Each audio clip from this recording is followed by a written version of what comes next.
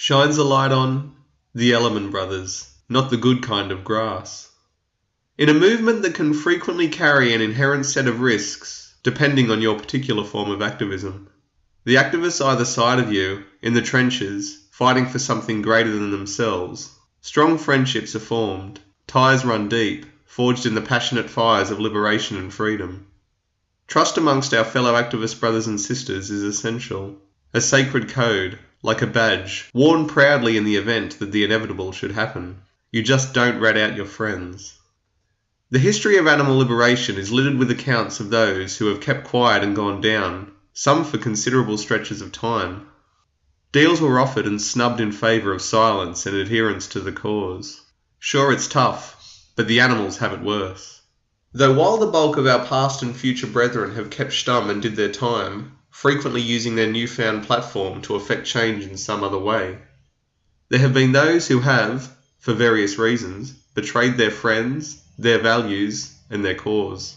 Following the torching of the Utah Fur Cooperative, causing over $1 million in damage, the FBI, having repeatedly been left empty-handed and embarrassed, assembled a multi-million-dollar operation with the intent of quelling any future attacks and finding and convicting those responsible for this one.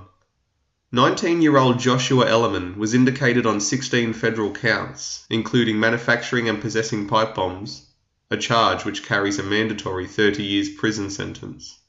Ellerman did not like the sound of this too much, and so went on the run. At some point, Ellerman had a change of heart and turned himself in to US Marshals, who were keen to lean on him as best they could. Clinton Ellerman, brother of Joshua, had also taken part in the operation, admittedly in a lesser role than Joshua had. It was known that the two of them had not acted alone, yet there was little in the way of evidence against the other individuals. The Ellerman brothers were offered a deal, grass on their friends and do 7 years, or go down for 35. They chose the former. Alex Stack, one of those accused by the Ellerman brothers, took his own life before the trial could commence. Friends finding him slumped in the front seat of his car.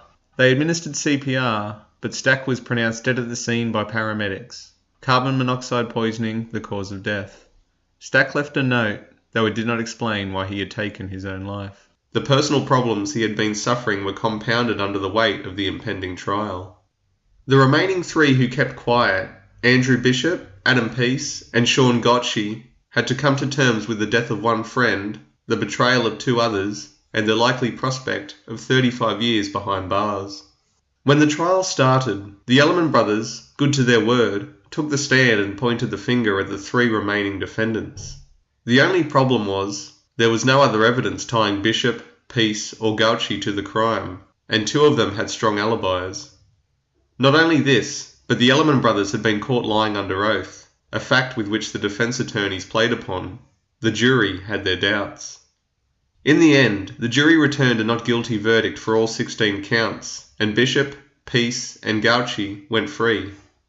Joshua and Clinton Ellerman, however, went down for 7 years, were ordered to pay $750,000 in restitution, and took with them the lifelong title of Grassers.